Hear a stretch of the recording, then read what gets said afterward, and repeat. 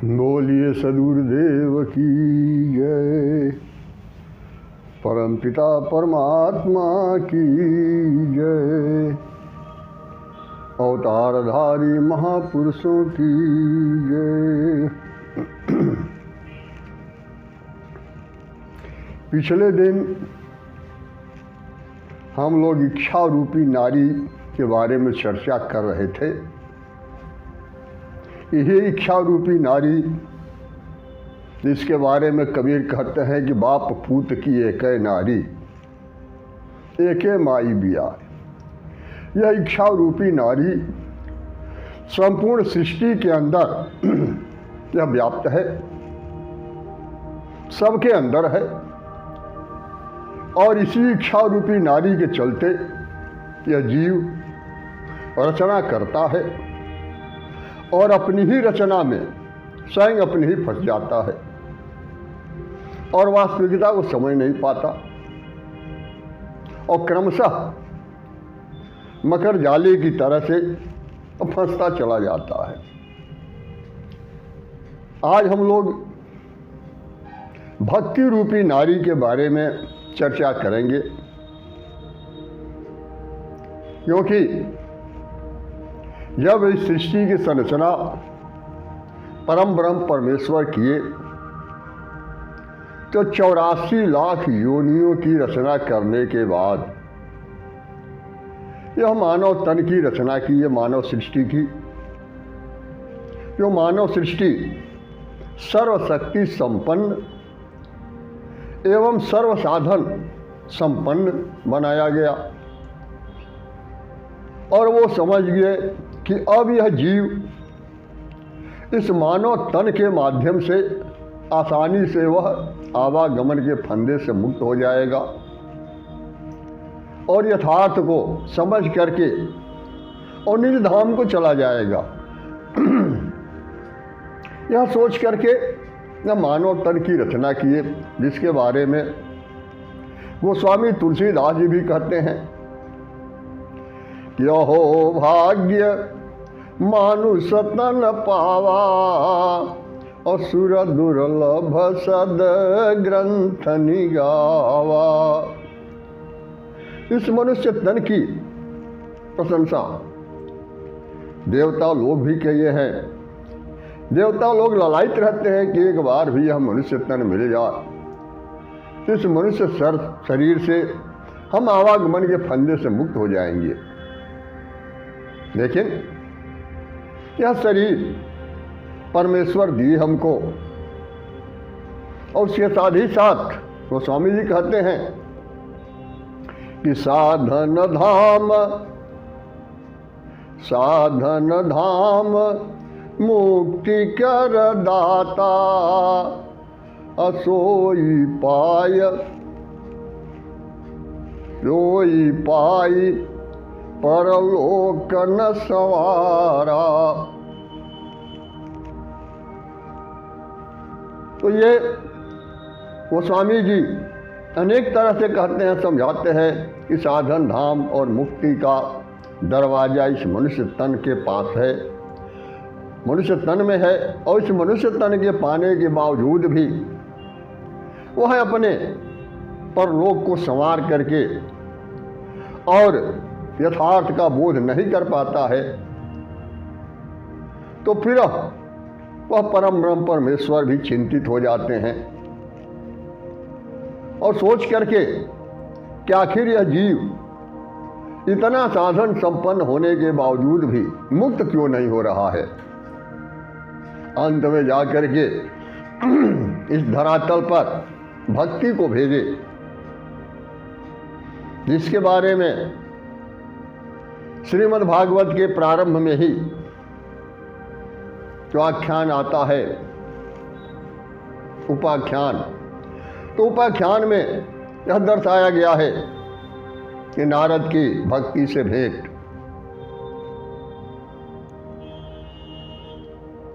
क्योंकि यह भक्ति धरातल पर आई, लेकिन भक्ति के आने के बावजूद भी यह जीव की मुक्ति नहीं हुई,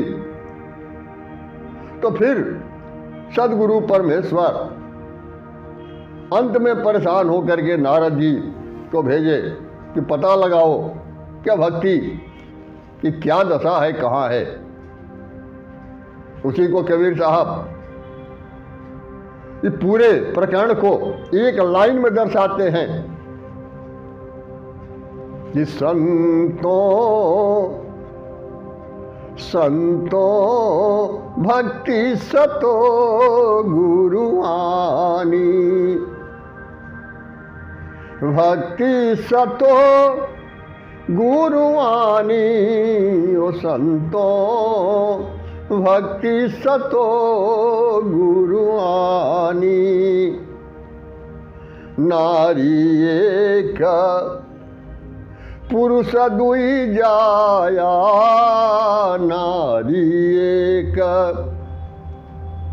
पुरुष दुई जाया, बूझो पंडित ज्ञानी,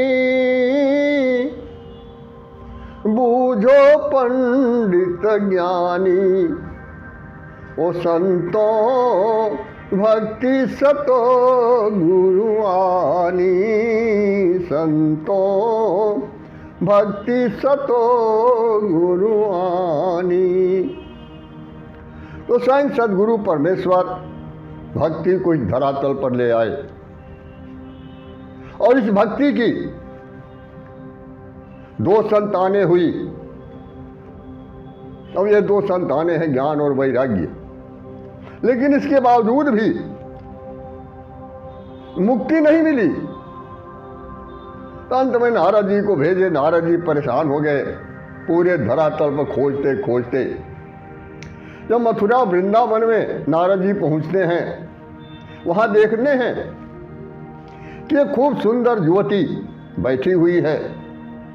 उसके चारों तरफ से बहुत सी युवतियां घेर कर बैठी हैं, लेकिन वहीं पर दो मुर्दे पड़े हुए हैं जर्जर स्थिति में। दो वृद्ध वहां पड़े हुए हैं।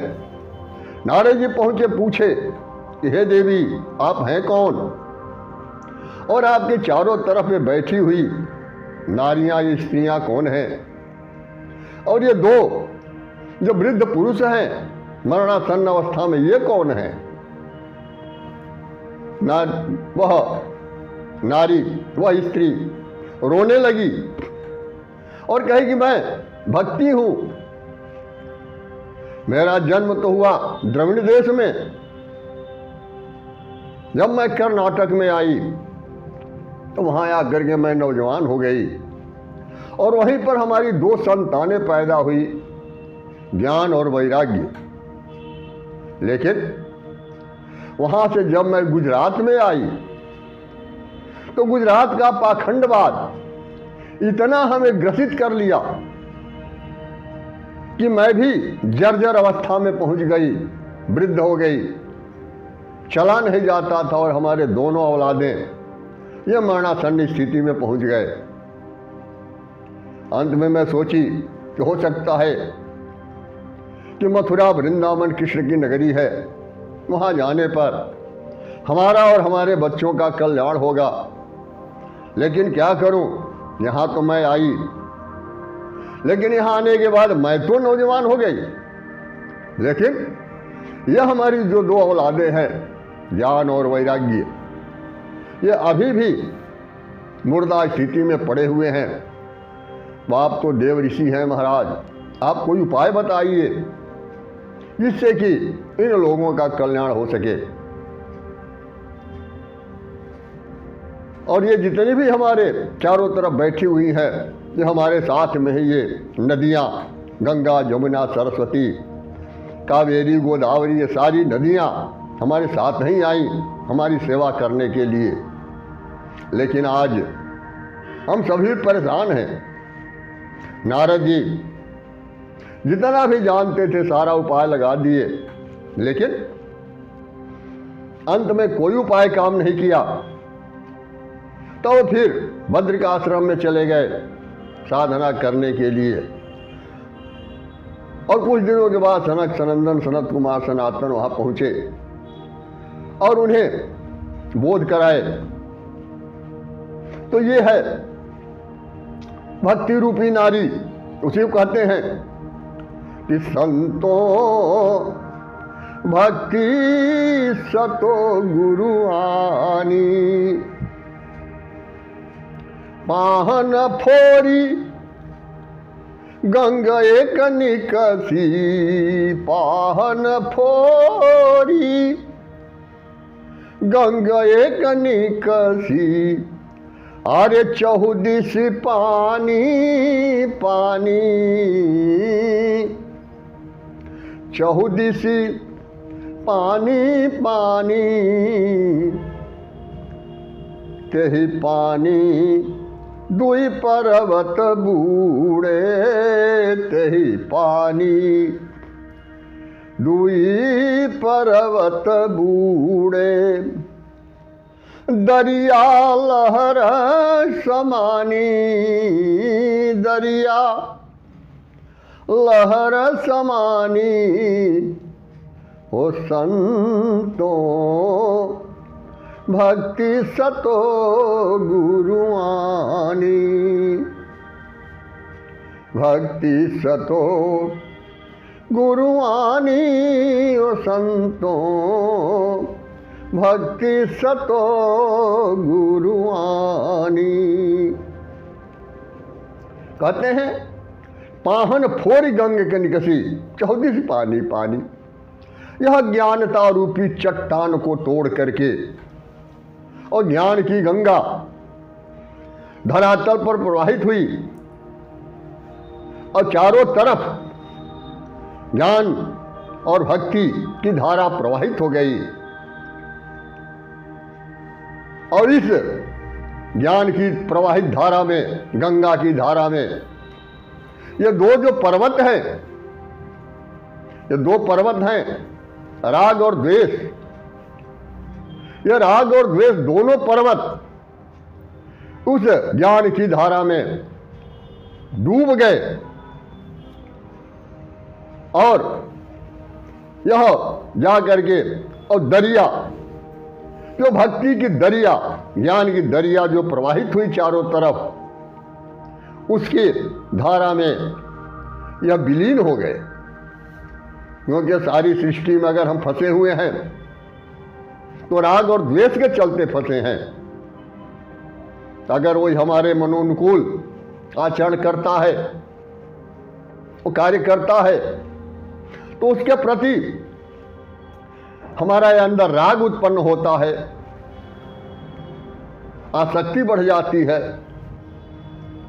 और वही अगर हमारे मन के विपरीत हमारी प्रशंसा न करके हमारी आलोचना करना शुरू कर देता है, हमारे मन के विपरीत वह आचरण करना शुरू कर देता है, तो उसके प्रति द्वेष पैदा हो जाता है। और इसी राग और द्वेष ये दो पर्वत हैं जिसके चलते हम इस संसार में डूबे हुए हैं, अहंकार में पड़े हुए हैं और मोड़ तोड़ का रिश्ता चल रहा है, कायम है। जो कि प्रबल माया यही है कि मैं और मोर तोड़ तय माया, मूल माया यही है। तो इसी अविद्या माया के फंदे में हम फंस जाते हैं, दो पर्वत के चलते, राग और द्वेष के चलते। लेकिन ये दोनों पर्वत ज्ञान की गंगा की धारा में विलीन हो गए, भक्ति की धारा में विलीन हो गए। फिर आगे कहते हैं कि उड़ी माखी तरुअर चढ़ी बैठी, उड़ी माखी तरुअर चढ़ी बैठी, और बोले कही बानी, बोले कही बानी। ओह माखी के माखाना ही, वह माखी के माखाना ही, अरे गर्भ रहे बिनु पानी गर्भ रहे, बिनु पानी हो संतो, भक्ति सतो गुरुआनी। भक्ति सतो गुरुआनी, भक्ति सतो गुरुआनी हो संतो, भक्ति सतो गुरुआनी।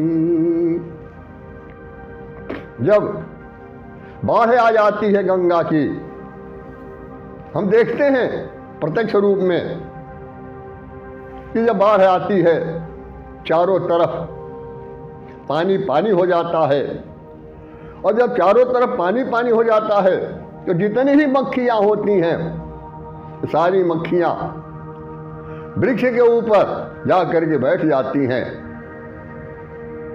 लेकिन यह बाढ़ ज्ञान गंगा की है, यह भक्ति की धारा प्रवाहित हो रही है।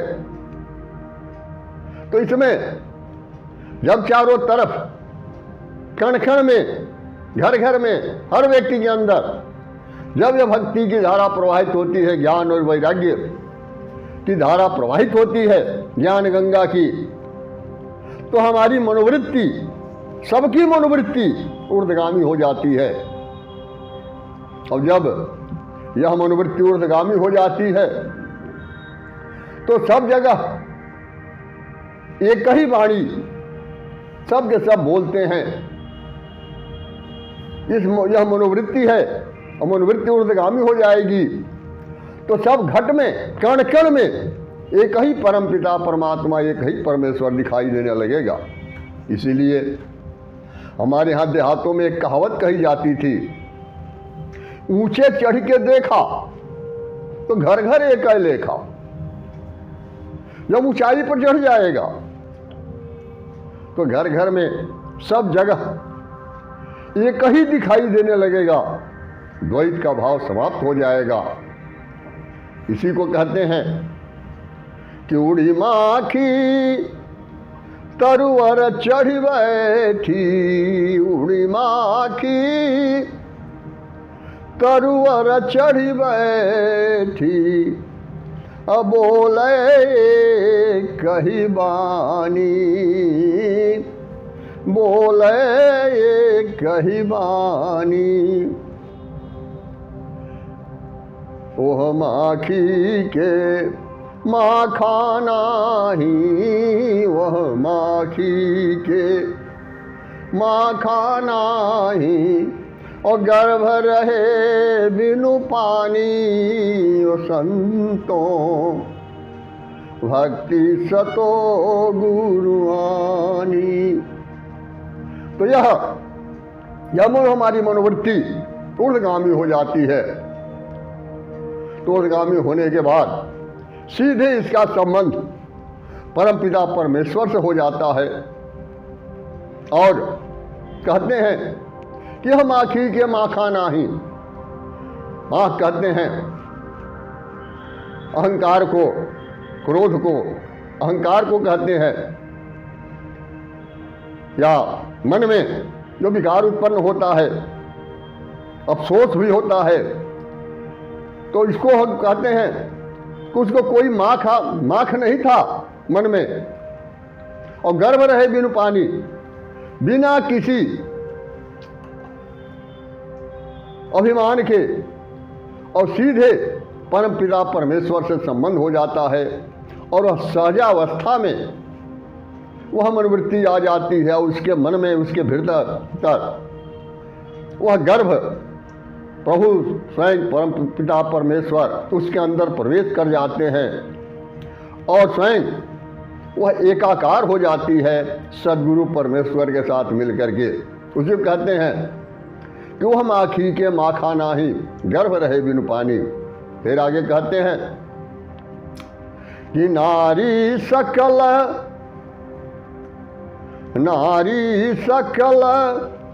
पुरुष वे खाए, नारी सकल पुरुष वे खाए, और तासे रहूं अकेला। कहे कबीर जो अब की बूझे, कहे कबीर जो अब की बूझे, सोई गुरु हम चेला, सोई गुरु हम चेला। ओ संतों भक्ति सतो गुरुआनी। अब यहाँ पर अभी तक आप भक्ति रूपी नारी के बारे में देख रहे थे। अब यहाँ फिर यह इच्छा रूपी नारी आ गई। कहते हैं कि नारी सकल पुरुष में खाए। यह इच्छा रूपी नारी सभी पुरुषों को निगल गई है। मैं स्पष्ट कर दूं पुरुष के बारे में। इस घट के भीतर काया नगर के अंदर असंख्य पुरुष मौजूद हैं। इस पुरी के अंदर जो भी रहने वाले हैं सभी पुरुष हैं। इसीलिए कहा गया है पुरी सेते पुरुष। इसको स्त्री और पुरुष के रूप में नहीं, बल्कि सभी जितने भी घट के भीतर मौजूद है, बाहर की बात वो नहीं करते। घट के भीतर जो भी मौजूद हैं वो सभी पुरुष हैं। कोई पुरी के अंदर मौजूद है, इसलिए कहा गया पुरी सेते पुरुष। तो कहा गया है ओंकार एक अंड है, ओंकार एक अंड है, और ताका सकल पसार। सकल पुरुष है नारी राम के, और अविचल पुरुष भरतार, अविचल पुरुष भरतार। कहते हैं कि ओंकार यह एक अंड है, बीज है, जिसकी संपूर्ण सृष्टि उसी की रचना है, उसी का विस्तार है। और सकल पुरुष है नारी राम के, यही एक नाम है। और इस पुरी के अंदर रहने वाले जितने भी पुरुष हैं सब के सब पुरुष उस एक नाम की नारियां हैं, स्त्रियां हैं। उन्हीं एक नाम की इच्छा से सबकी उत्पत्ति हुई है। इसीलिए कहते हैं कि सकल पुरुष है नारी राम के, अविचल पुरुष भरतार। जैसे एक बार मीरा जब मथुरा वृंदावन में गई और किसी मंदिर में जाने लगी, वो दर्शन करने के लिए, तो वहाँ पर रोका गया उसको कि भाई आप अंदर नहीं जा सकती, स्त्रियों के लिए वर्जित है। तो तू कहाँ से दूसरा पुरुष पैदा हो गया? एक कृष्ण के अलावा दूसरा पुरुष है कौन? पुरुष तो बस एक ही है, क्योंकि वह कृष्ण स्वयं सदगुरु के रूप में थे। ओंकार प्रणव पुरुष, ये कहते हैं कि मैं ही ओंकार हूं। तो एक पुरुष है, और जितने भी तुम भी अपने को पुरुष समझ रहे हो, मैं तो सबको स्त्री देख रही हूं, कोई भी पुरुष हमें दिखाई नहीं देता। तो वो समझ गया और मीरा का चरण पकड़ लिया। तो इसीलिए कहते हैं कि नारी सकल पुरुष वे खाए, और तासे न हूँ अकेला।